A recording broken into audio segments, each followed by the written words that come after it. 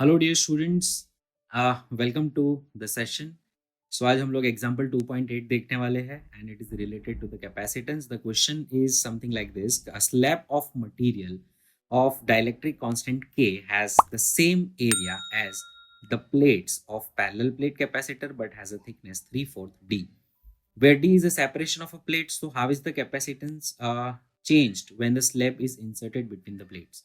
So guys, the question is something like this कि एक plate है और वो जो प्लेट है उसके जैसी ही दूसरी प्लेट पैरेलल प्लेट कैपेसिटर बना रही है, और उन दोनों प्लेट के बीच का बच्चों जो डिस्टेंस है that is a small D, and let us say the area of these plates are A. तो ये इसका एरिया और इसका एरिया हम लोग सेम लेने वाले हैं, दैट इज इक्वल्स टू ए।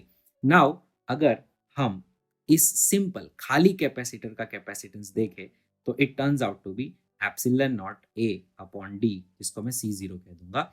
यहाँ पे वोल्टेज जो होगा V zero that is equals to E zero into D, since यहाँ पर जो इलेक्ट्रिक फील्ड आएगी, यहाँ पर जो इलेक्ट्रिक फील्ड आएगी जब आप वोल्टेज दोगे तो so that is equals to E naught, क्योंकि वो सिर्फ हवा है, खाली है, एयर है, राइट। बट गाइस इसी इसी सेटअप में अगर हमने कुछ ऐसा किया कि हम लोग ने इसके अंदर एक डाइलेक्ट्रिक इंसर्ट करने वाले हैं, सो सर डाइलेक्ट्रिक कैसा होगा?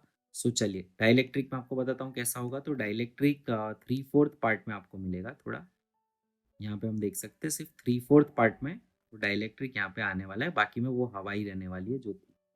So this is your dielectric जिसका डाइलेक्ट्रिक कांस्टेंट है के। ठीक है, तो मैंने यहाँ पर इसको जो लाइन किया हुआ है वो हमारा डाइलेक्ट्रिक है, तो मैं इसको थोड़ा यहाँ पर हाईलाइट भी कर दूंगा। So this is my dielectric medium. ये मेरा क्या हो गया बच्चों? डाइलेक्ट्रिक मीडियम हो गया जिसका डाइलेक्ट्रिक कांस्टेंट के है, और बाकी के कैपेसिटेंस में वही हवा मेंटेन रखी गई है। तो बच्चों यहाँ पर इस केस में क्या हो जाएगा कि यहाँ का जो डिस्टेंस है वो 3/4 डी है, और यहाँ का जो छोटा सा डिस्टेंस जो बचा वो 1/4 डी होगा, क्योंकि टोटल डिस्टेंस डी है, ये हम ऑलरेडी जानते हैं। अच्छा बच्चों, अब हमें एक चीज ऑलरेडी पता है कि electric field in presence of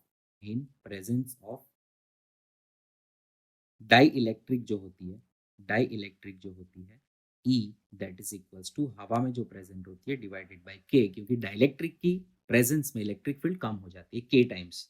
ठीक है, और इसीलिए हम लोग जो वोल्टेज नया फाइंड करने वाले हैं दैट इज इक्वल्स टू, अब दो पार्ट में वोल्टेज डिवाइड होने वाला है, क्योंकि एक जगह पर इलेक्ट्रिक फील्ड अलग है और दूसरी जगह पर यहाँ पे इलेक्ट्रिक फील्ड ई जीरो ही रहने वाली है, यहाँ पर electric field E zero by के हो गई है।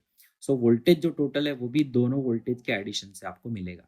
एक जो वोल्टेज होगा that is equals to E naught by K into 3/4 D, क्योंकि V equal to E D is the formula, electric field into distance, और यहाँ पे होगा सिर्फ ई नॉट क्योंकि सिर्फ हवा है, इंटू डिस्टेंस कितना है 1/4 डी। तो आप यहाँ पे देख सकते हो बच्चों, यहाँ का जो डिस्टेंस है, ये हवा वाले का जो डिस्टेंस है दैट इज ओनली 1/4 डी।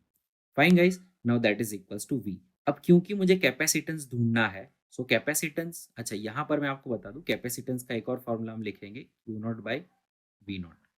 ठीक है, तो यहाँ पर कैपेसिटेंस मेरा क्या हो जाएगा Q बाई V।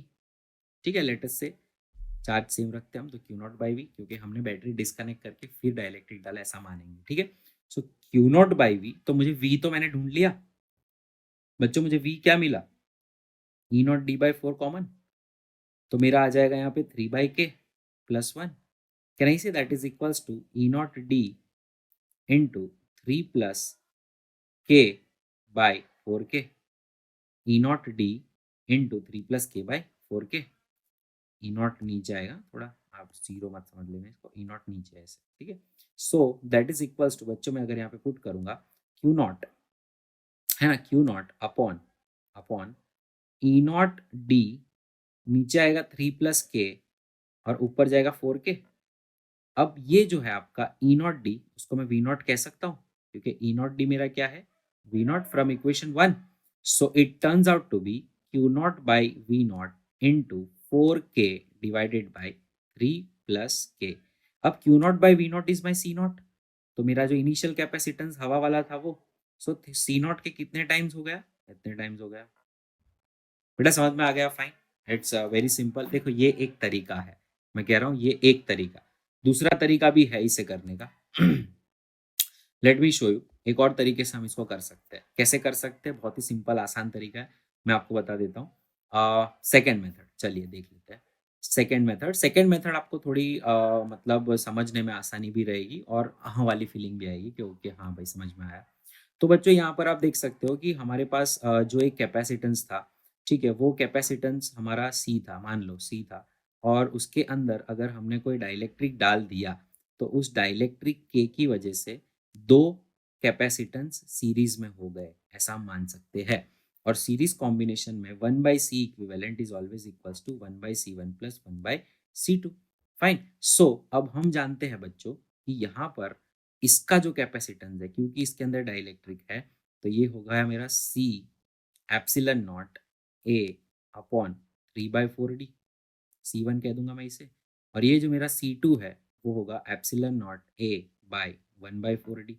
ठीक है बच्चों, अब मैं सारी वैल्यू अगर पुट करूँ 1/C equivalent is equals to epsilon naught A, ठीक है, नीचे आ जाएगा एप्सिलॉन नॉट A और 4 भी नीचे आ जाएगा और ऊपर रह जाएगा 3D प्लस ये हो जाएगा मेरा बच्चों नीचे आ जाएगा एप्सिलॉन नॉट A और ये आ जाएगा मेरा 4 और ऊपर सिर्फ रहेगा D।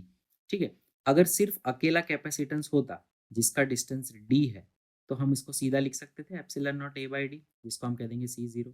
ठीक है, सो अब यहाँ पर आप देख सकते हो बच्चों कि एक डी बाई एप्सिलॉन नॉट, अच्छा एक और चीज़ यहाँ पे लगानी रह गई, के लगाना रहेगा, के डाइलेक्ट्रिक कांस्टेंट भी है ना, सो यहाँ पर हम के को भी मल्टीप्लाई करेंगे। Fine, so one D by epsilon not and 4 ए, इतनी चीज़ यहाँ पे कॉमन निकलेगी, हमारे पास बच्चों यहाँ पे बचेगा 3/k प्लस 1। ठीक है, now that is nothing but 1/C equivalent. और इस केस के अंदर भी आप देख सकते हो epsilon naught A by D को मैं C0 कह सकता हूँ। सो ये मेरा बच्चों हो जाएगा 1/C0 into 4 is equals to 3 plus k by K, that is equals to 1/C equivalent. अब मेरा जो C इक्विवेलेंट होगा वो क्या होगा, इसका उल्टा, तो C0 4k divided by 3 plus के। सेम आंसर बच्चों यहाँ पे आ गया जो हमें यहाँ पे मिला था, C0 4k 3 प्लस के। तो इस तरह से हम सीधा सीरीज कनेक्शन लेकर भी इसे प्रूव कर सकते हैं, वो एक आसान तरीका है।